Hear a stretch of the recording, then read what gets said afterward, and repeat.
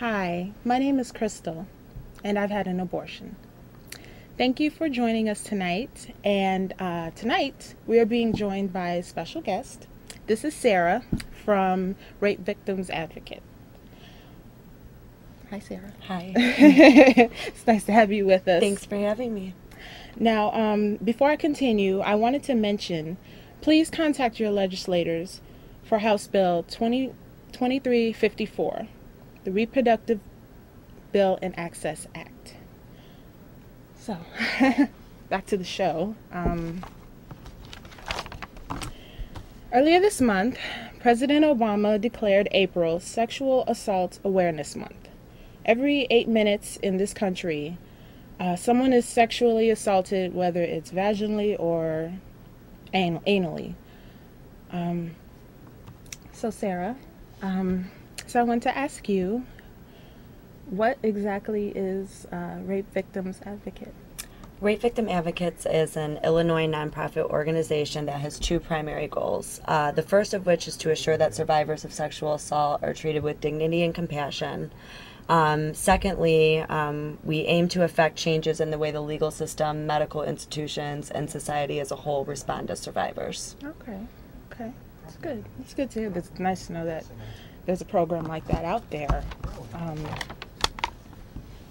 What services do you offer exactly? RVA has three distinct program areas. The first of which is counseling, which we offer to individuals and groups who are survivors of sexual assault or their significant others. Okay. The second is our advocacy program, and we provide legal and medical advocacy to survivors and their significant others. Medical advocacy helps them in the emergency room with getting the medications they need, the treatment they need, and then any follow-up care that they would need afterwards. Legal advocacy helps them navigate the legal system, so with working with detectives, navigating the court system, working with state's attorneys, that sort of thing. Okay. The last of our programs, the third one, is our education and training department, and they focus primarily on public education and prevention, either in schools or other social institutions. They also do professional trainings for professionals who are aiming to learn more about sexual assault. Wow. Yeah. Because guys are busy over there. We are pretty busy. Yeah. That's good. Well, could you give me a little history of Rape Victims Advocates? Sure. Rape Victim Advocates was formed in 1974 by an OB-GYN named Nancy Stevens and a group of Northwestern University medical students.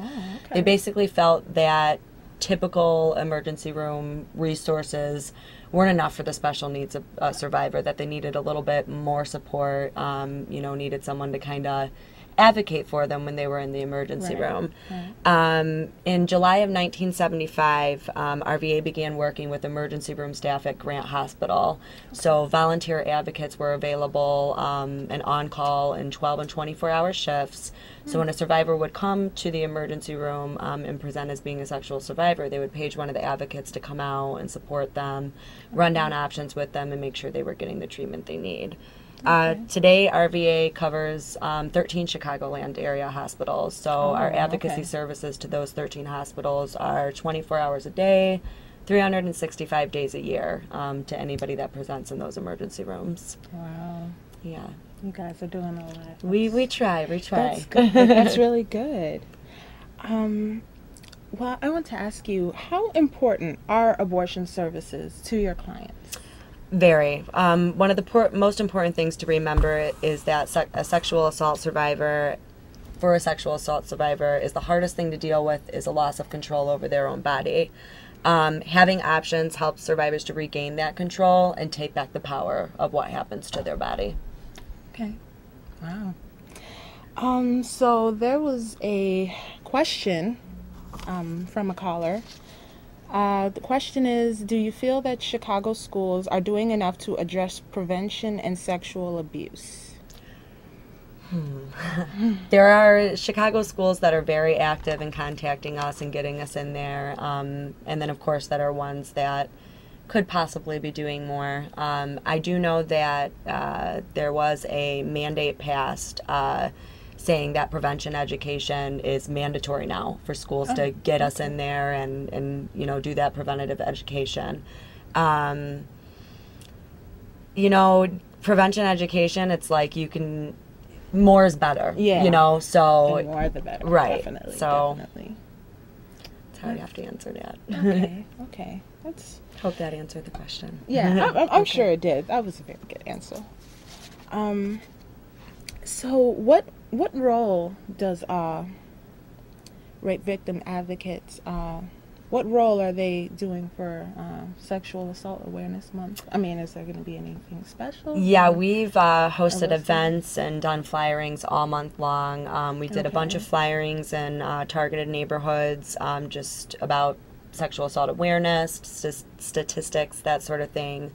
We participated in a few Take Back the Night rallies at college campuses or in universities. We've done public screenings of sexual assault documentaries, and we also just had our biggest event, which is Standing Silent Witness, and it was last Friday in front of the Daily Center.